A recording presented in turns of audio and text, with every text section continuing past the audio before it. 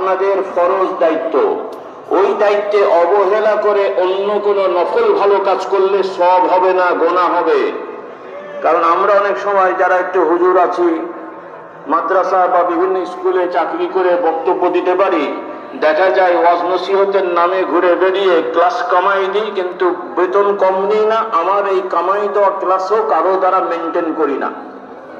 এটা খুব বড় ভয়ঙ্কর অপরাধ। কোনো কারণে যদি আপনাকে, যদিও এটা নিয়মে পড়ে না, অন্তত শরীয়তের নিয়মে আপনি বাঁচবেন যদি আপনার ক্লাসগুলো যোগ্য মানুষ দিয়ে, কাউকে দিয়ে নেওয়ার ব্যবস্থা করেন, অন্তত কিছুটা হলেও বাঁচবেন। কিন্তু আপনি ক্লাস ফাঁকি দিলেন, ছাত্ররা